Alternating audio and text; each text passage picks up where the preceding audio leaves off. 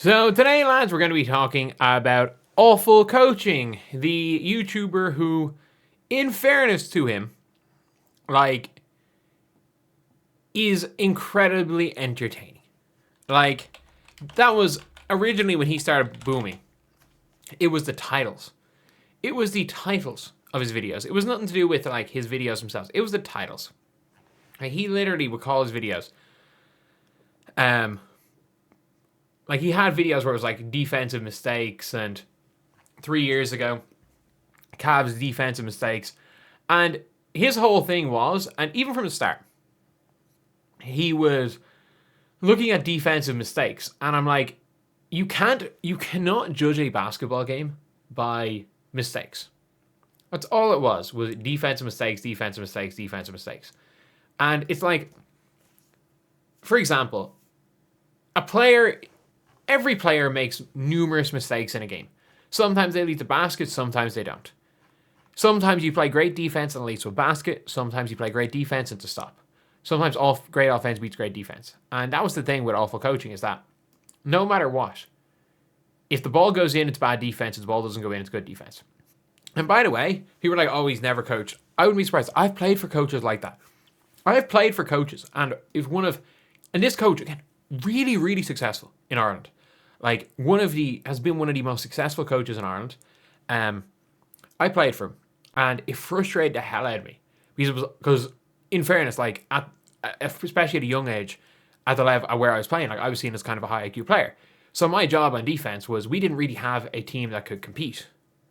So basically, I played as a sweeper. So we didn't have the size. We basically played we're going to pick one player on the other team and we're not going to guard them. And I basically stood in the middle, double teamed, because other teams have much better players, much better athletes. And my job was to be full help, denial, stopping the other team's stars, and then whatever happened. But it was anytime we'd pick the wrong player to leave open, it was just suddenly it was my fault. And I'm like, dude, I'm doing what you're asking me to do. The game plan's not working. And it's a sound game plan because it works more often than not. It's not on you that the game plan's not working, but it's not working. And that's where it's awful coaching never had any understanding. But these videos got nothing. And suddenly it was beyond horrendous coaching. And then but in 2024, it was Tom Thibodeau's a terrible coach. Greg Popovich is ruining the game of basketball. And some of these were crazy ones. When he started really booming. It was when the titles went crazy. There were some crazy ones. All the North Korea and all this stuff. It was funny. But at the end of the day, what he is a coach, or is a YouTube channel who can be very, very entertaining in complaining about stuff, but has the mentality of ball goes in equals something's wrong, ball doesn't go in equals nothing's wrong. And if you ever actually watch him breaking down clips, it's a team could play drop coverage on fucking Luka. Maybe not Luka. The way Luka shoot, maybe. But a team could play drop coverage on Jamorant, and he could hit a 360 step back three, and he would complain about drop coverage. And I'm like, no, we're playing drop coverage. And it's when you have Rudy Gobert, every time a team scores on Rudy Gobert at the basket, it's oh, you need to play this defense and switch everything and do all this. I'm like, no, teams are funneling people into Rudy Gobert. He doesn't understand nuance, tactics, game plan. We have all this information to show that this player does well going this side, or is better going right than left, so we're going to force him left. Even if sometimes he goes left and he scores. Awful coaching's mentality is always that ball goes in equals something's wrong on defense. Ball doesn't go in equals good defense. Same on offense. If you stand in the corner and let's just say, again, there's a drive on the weak side and you stand in the corner and the driver misses you wide open in the corner and takes a tough layup and misses. It's your fault for not cutting. If that's the player he's picking on in that game. If the driver kicks it to you and you shoot the three,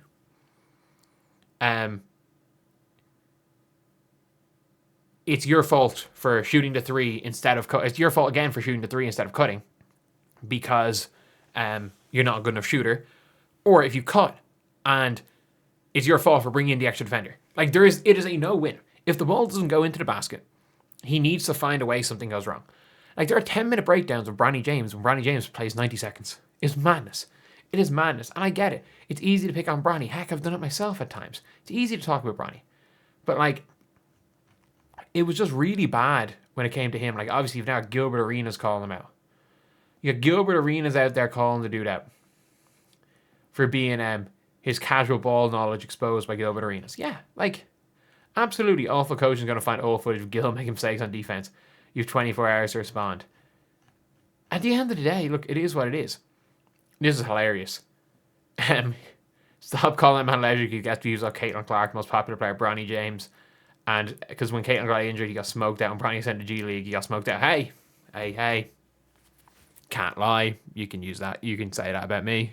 My WNBA time went down to shitter when Caitlin Clark got injured.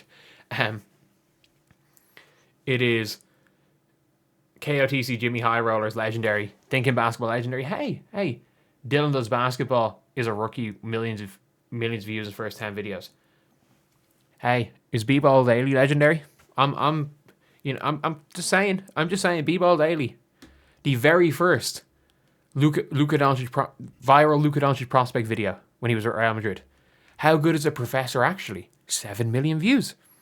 This 4'6" guy thinks he's better than NBA players. 4.5 million views. I think BBALL Daily is legendary. Mike Korzemba's more legendary. Yes, of course Mike Korzemba is. Mike Korzemba's on the damn Rushmore. Korzemba, KOTC, Jimmy, and I don't know, probably Thinking Basketball. Maybe Low. That's a Rushmore. That is a Rushmore. But he's now, whatever about calling out the other YouTubers and stuff, calling out King in the Fourth Quarter and calling out these people being like, oh, they're industry plants, basically. When what he said about Flip Saunders, I'm like, holy shit, this guy might just be the worst person ever. He basically implied that Flip Saunders deserved terminal cancer because of his basketball coaching. And I'm like, look, I mean this, even if it's a character, like there are lines you kind of don't cross.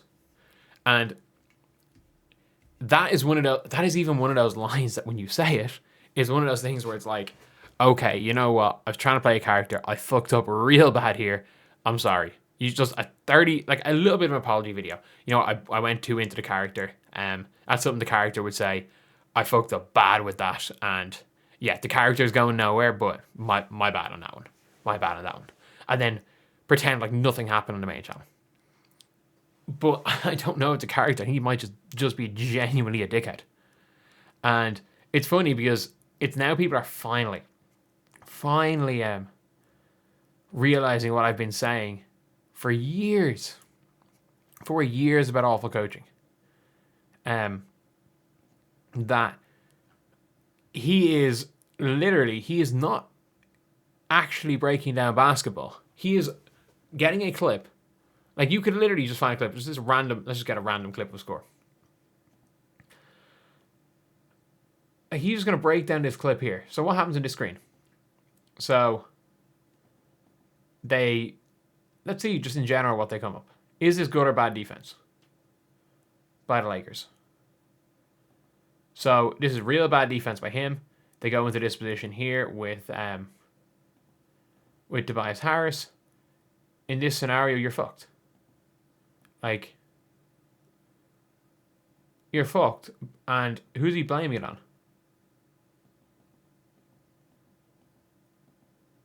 And in fairness, not the worst recovery defense, but it is what it is. That shit happens.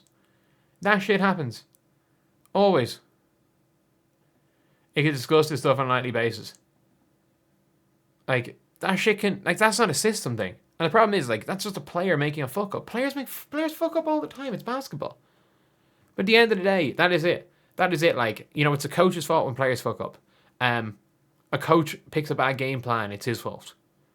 It's the player's fault when a coach picks a bad game plan. Bronny James gets on the floor, it's his fault. Something's his fault. But anyway, yeah, that is pretty much it, lads. That is the video. Thank you guys for watching. Please like, comment, and subscribe.